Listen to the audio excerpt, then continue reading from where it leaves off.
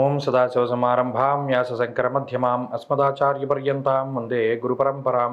జ్యోతిషాస్త్రాన్ని భావితరాల వారికి ప్రసాదించిన ఋషుల యొక్క పాదపద్మాలకి నమస్కారం చేసుకుంటూ, అలాగే నాకు ఈ జ్యోతిష విద్యను నేర్పిన గురువర్యులు జ్యోతిష బ్రహ్మ కీర్తిశేషులు శ్రీ ఈరంకి సూర్యనారాయణమూర్తి గారు, సూర్యశ్రీ దైవజ్ఞ గారి యొక్క పాదపద్మాలకి నమస్కారం చేసుకుంటూ, ఓం శ్రీ మహాగణాధిపతి నమః, శ్రీ గురుభ్యో నమః, హరి ఓం.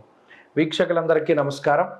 జూన్ నెల 30వ తారీఖు లగాయితూ జూలై 6వ తారీఖు వరకు ఉండేటువంటి గ్రహగతుల ఆధారంగా ద్వాదశ రాశుల వారికి ఈ వారం ఏ విధమైనటువంటి శుభాశుభ ఫలితాలు కలగబోతూ ఉన్నాయో ఈ కార్యక్రమం ద్వారా తెలుసుకుందాం. అందులో భాగంగా ఈ వారం ఉండేటువంటి గ్రహగతులను గమనిద్దాం.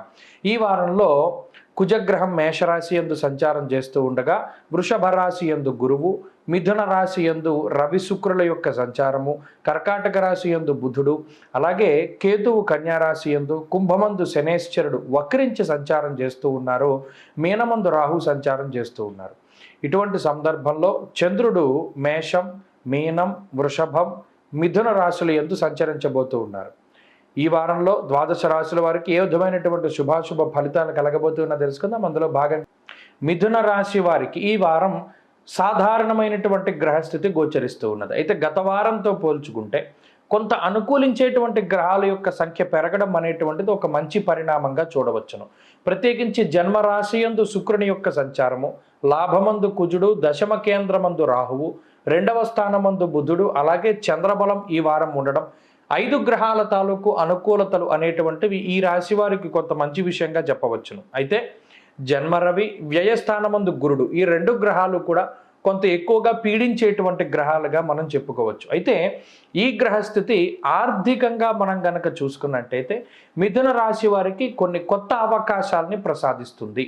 ఉద్యోగ పరంగా కానీ, వ్యాపార పరంగా కానీ ఆర్థికంగా ఎదుగుదల కలిగేటువంటి విధంగా, లేదా ఏదైనా ఆదాయ మార్గాలు పెంచుకోవడానికి మీరు చేసేటువంటి చర్యలు కానీ, భాగస్వామ్య వ్యాపారాలు కానీ, కొత్తగా ప్రారంభించే వ్యాపారాలు, కొత్తగా చేసేటువంటి పెట్టుబడులు, ఇన్వెస్ట్మెంట్స్, ఇవన్నీ కూడా అన్నిట్లోనూ కూడా చక్కగా మీకు లాభాలని ఆర్జించేటువంటి విధంగా ఈ గ్రహస్థితి ఉంటూ ఉన్నది.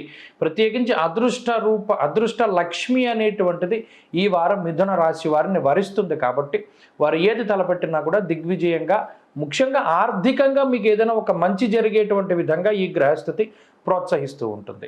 ఇక ఆరోగ్యానికి సంబంధించినటువంటి విషయాలను చూసినప్పుడు మిథున రాశి వారికి కించిత్ శారీరక శ్రమ అనేటువంటిది ఉన్నది. జన్మరాశి గతే రవౌ, 1వ స్థానమందు రవి ఉండడం వల్ల దేహార్తి చిత్త సంతాప అన్నారు. వ్యయస్థానమందు ఉన్నటువంటి గురుడు కూడా స్థాన విక్రయ దారిద్ర్యము అన్నారు. అనగా ఉన్నటువంటి స్థానంలోంచి మార్పు, ప్రయాణాలు కానివ్వండి, వేరే ప్రాంతానికి వెళ్ళడం కానివ్వండి, కాలాన్ని అతిక్రమించి భోజనం చేయడం కానివ్వండి, అతిగా శ్రమపడడం వల్ల కానివ్వండి, ఇలా శరీరం కొంత అలసిపోతూ ఉంటుంది. ఆ ఒక్క విషయంలో మాత్రం కొంత జాగ్రత్తలు తీసుకోవాలి.